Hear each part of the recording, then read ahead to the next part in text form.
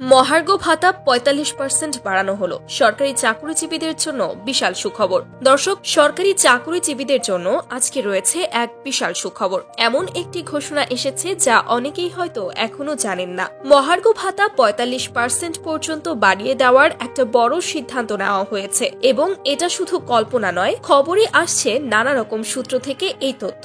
কিন্তু আসল বিষয়টা কি, কবে থেকে কার্যকর হবে, কে কে এই ভাতার আওতায় পড়বে, সবকিছুই জানাবো আজকের ভিডিওতে। তাই স্কিপ না করে একদম শেষ পর্যন্ত দেখুন। আর নিয়মিতভাবে সরকারের যে কোনো আপডেট সবার আগে পেতে অবশ্যই চ্যানেলটি সাবস্ক্রাইব করে পাশে থাকা বেল আইকনটি অন করে রাখুন, যাতে কোনো গুরুত্বপূর্ণ তথ্য মিস না করে ফেলেন। প্রথমেই আসি এই ঘোষণার পেছনের প্রেক্ষাপটে। গত কয়েক মাস ধরেই বাজারে দ্রব্যমূল্যের ঊর্ধ্বগতি, মুদ্রাস্ফীতির হার বেড়ে যাওয়ার কারণে সরকারি কর্মীদের জীবনযাত্রা ব্যয় অনেকটাই বেড়ে গেছে। এই অবস্থায় অর্থ মন্ত্রণালয়ের পক্ষ থেকে একটি প্রস্তাবনা দেওয়া হয়েছিল, যেখানে বলা হয় ২০২৫ সালের বাজেটে মহার্ঘ ভাতা অন্তত ৪৫% পর্যন্ত বাড়ানো প্রয়োজন। এই প্রস্তাবনায় যুক্ত হয়েছে পরিকল্পনা কমিশন এবং জনপ্রশাসন মন্ত্রণালয়ের পর্যবেক্ষণ। এই নতুন ভাতার আওতায় আসবে সরকারি অফিসে কর্মরত কর্মকর্তা কর্মচারীরা, শিক্ষক এবং শিক্ষা প্রশাসনের কর্মকর্তা, পুলিশ, আনসার ও অন্যান্য সেবামূলক বাহিনীর সদস্য,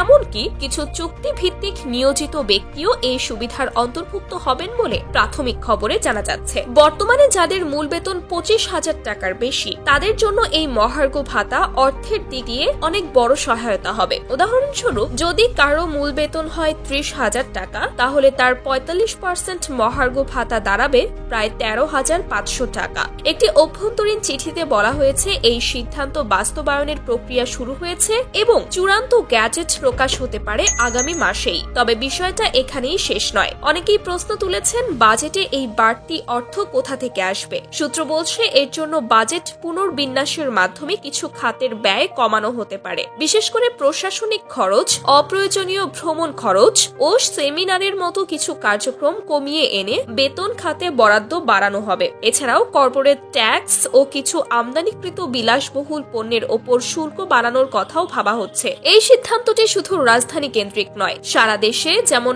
জেলা ও উপজেলা পর্যায়ের দপ্তরে কর্মরত কর্মচারীরাও এর আওতায় আসবেন। বিশেষ করে যারা সীমান্তবর্তী ও দুর্গম এলাকায় কাজ করছেন, তারা ভাতা বৃদ্ধিতে কিছু অতিরিক্ত সুবিধাও পেতে পারেন। একটি প্রস্তাব অনুযায়ী দুর্গম অঞ্চলে কর্মরতদের জন্য ভাতা ৫০% পর্যন্ত হতে পারে। এই খবর প্রকাশের পর থেকেই সাধারণ জনগণের মধ্যে মিশ্র প্রতিক্রিয়া দেখা গিয়েছে। কেউ বলছেন সত্যিই সময়োপযোগী সিদ্ধান্ত, আবার কেউ বলছেন বেসরকারি খাতেও এমন উদ্যোগ দরকার। তবে এই মুহূর্তে একটা বিষয় খুবই গুরুত্বপূর্ণ, এই ভাতা বৃদ্ধির বিষয়ে এখনো চূড়ান্ত গ্যাজেট আসেনি, তাই ফাইনাল সিদ্ধান্তের জন্য কিছুদিন অপেক্ষা করতে হবে।